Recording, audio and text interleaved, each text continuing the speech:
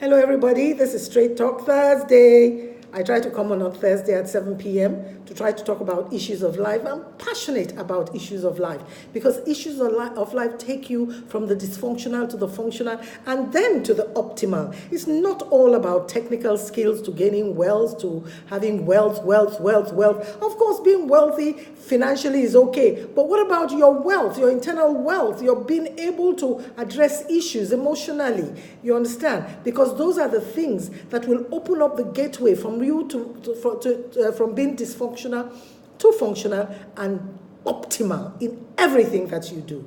You understand? My passion is to be there for people and exchange views and empower and try my best to give you the keys, the skills that you require. My name is Laila Simatu Daniel again, and today is before you say I do. I do. You understand? As I said, a few people asked me behind and said, can you give me some of the tips? I said, no, you'll wait until today. You'll wait until today. So let's dive straight into it. We won't waste much time today. Of course, you are in love. Oh my goodness, you know you are ready to vow through sickness and death and health until death do us part. But I want you to take a deep breath, and consider some of the things that I'm going to talk about. Because, you know, a lot of the counseling, therapy, marriage, relationships that I've had to deal with, I discovered that if only they observed certain things before saying I do, a lot of pain, a lot of heartache, a lot of guilt, a lot of confusion would have been avoided, because feelings are just ephemeral feelings, but reality is what stays with you. Reality is what stays with you. And it's best to be realistic. For something that you are going to be with for years, it's best to be realistic. And once you get it right, that is it. So number one is, can they handle conflict? Take your pen and paper. Conflict is certain in marriage, oh my goodness, but it's not all negative. Learning to resolve conflict can have many positive benefits, provided you know how to handle it. Healthy conflict gives intimacy and understanding. Unhealthy conflict creates bitterness and resentment. Two major red flags about unhealthy conflict is stonewalling, meaning that silent treatment. Oh my goodness. That silent treatment is one of the worst signs you can see about someone who will stonewall you. And I tell you something, you will be unhappy in such a relationship. The next one is physical abuse. If the person resorts to physical violence or violence of any kind, beating the wall, you know, you are talking and it kinds of she hits you, it's not a good sign at all, because marriage typically emphasizes the negative, increases conflict and potential for anger. So if your other party does not know how to handle these emotions, there's going to be a problem completely. Number two, do you share the same faith? The deeper you hold your faith, the more difficult it will be to compromise on this, particularly if you decide to have children. So many couples have gone straight into it and then come back to ask, what should we do about it now? Which faith should the child be brought up in? And it causes a problem. A common faith holds a family together. But you see, I have people in my family, I have friends who come from two different faiths and they're managing it okay. And then I've heard of people who come from two different faiths and it's a war. It's a religious war in the household. So it is important for you to discuss it. If you are not of the same faith, discuss it. Discuss the pros and the cons. Don't be put off by, no, let's not discuss about it now. We'll discuss about it later. No, it has caused a major religious war in homes.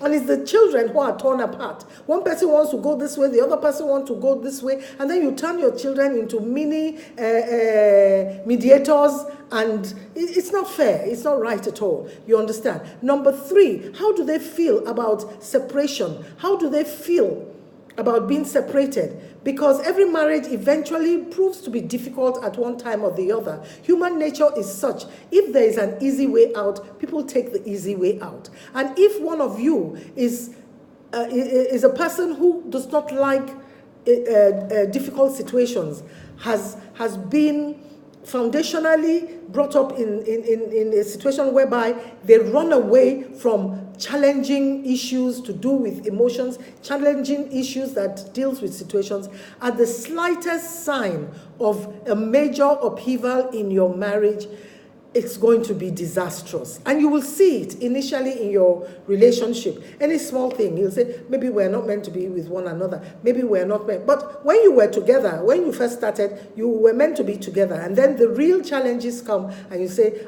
I can't handle this. I can't handle this. Maybe we're not meant to be together. You understand? It's different from noticing really minor traits. And you say, well, I don't think we're on the same wavelength. But if it's ordinary conflicts that happen and is not able to take the difficult times, then you better watch out for it.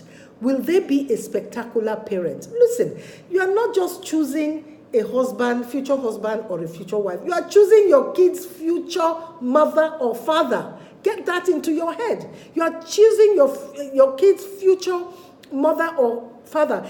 Of course, it's impossible for you to imagine how much you love your children at this point. You haven't had them. Maybe you've had nieces or friends' children. It's not the same.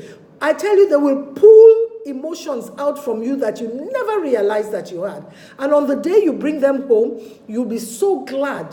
It's either you are so glad you picked the right partner who's going to be with you and stand with you, or you start asking yourself that, how could you have done this with a neglectful and even worse, abusive person? So if you plan on having kids, your marriage isn't just about you. It's about the children you are bringing in, that other person's suitability as a parent. It is a major deal to consider, which many people do not consider. They just consider, oh, I want to get married, my biological clock is ticking, my friends, I'm tired of being bridesmaid, my friends are doing this, and or parents are telling you that's a good catch. That's a good catch. He's well-rounded, he's well okay, he's got the funds, he's got the good job. Let me tell you something, that is not a guarantee of a good marriage. Sometimes if you start with next to nothing, you'll be surprised what can happen. Number 5, do they pray? Do they pray? Prayer is the key. Prayer is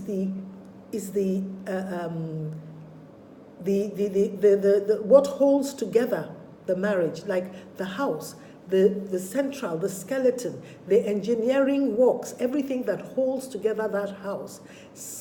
Prayer is what holds it together. The task of being married requires daily prayer, I tell you.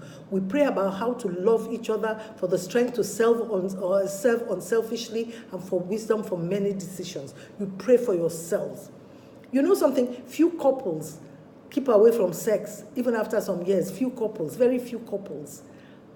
So why should a prayer be something that should disappear from your marriage? And it starts from how you discuss about prayer, how you talk about prayer, how when things are happening, you're able to say, oh God, let's pray to God. It's how often someone prays is simply listening to what they talk about will show you. Do they ever share what God is challenging them with? Do they ever share it with you, this person that you are going to spend the rest of your life with?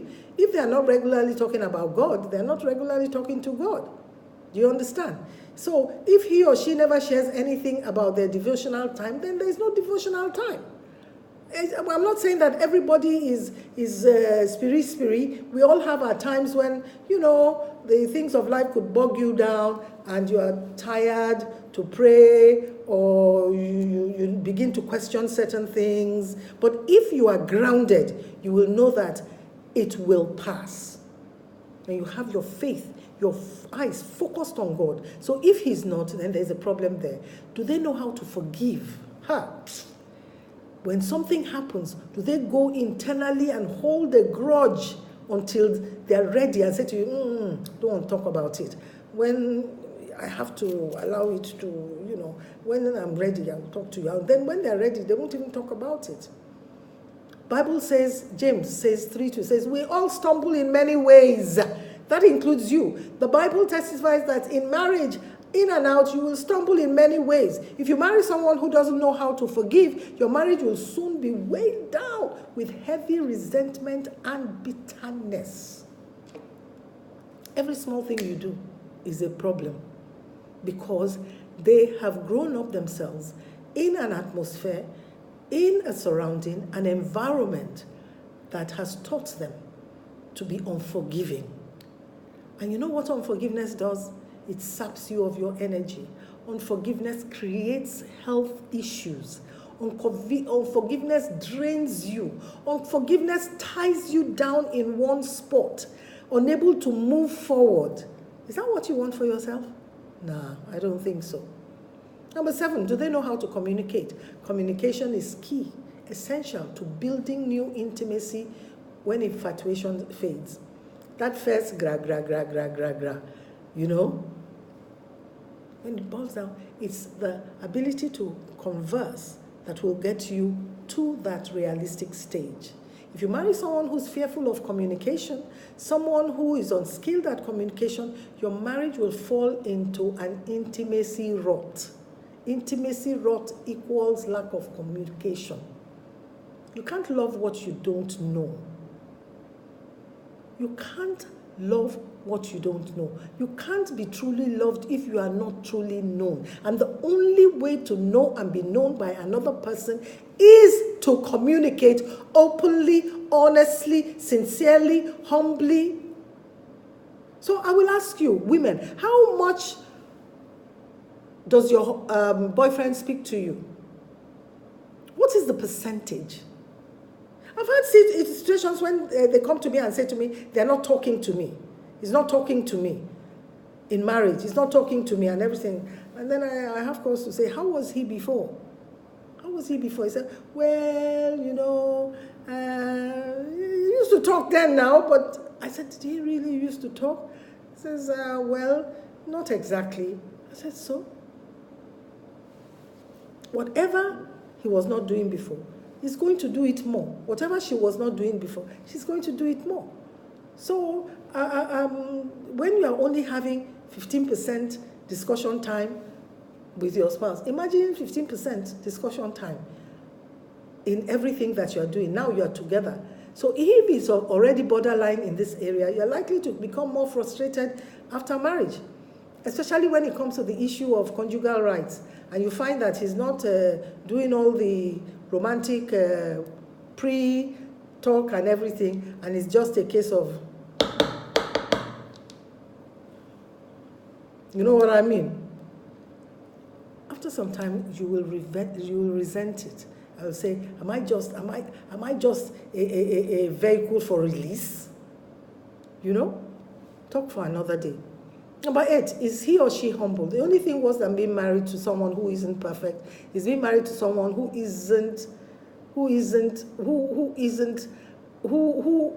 thinks that they are it. Someone who is not perfect but thinks that they are it. People without humility can never grow. They spend all their energy defending themselves rather than evaluating themselves. They defend themselves and rather than evaluating and making appropriate corrections, they defend themselves. Ask yourself, does this person ever serve others, or do they insist on being served? Do they show empathy towards the feelings of others, or are they always trying to impress? Do they show initiative in caring for others, or are they obsessed with how they are treated or appreciated? Take note. Number 9, are they givers or are they takers? The sad reality is some people are givers and some people are just takers. Givers don't always mind being in a relationship with a taker because they like to give. It brings them joy. But marriage is a long journey, and there will eventually be seasons when the giver needs to receive. In those instances, can your taker learn to give? Can he give? In most cases, sadly, the answer is no. When a taker has to give, he feels sorry for himself even more than he feels empathy for you. Ask yourself, when you spend time with your partner, do you feel drained or invigorated? Would you describe the relationship as being supportive? Would you? Honestly. Or exhausting? Exhausting and combating. Ask yourself. Because if you are a giver, at one point, you will get tired. Because we are meant to receive.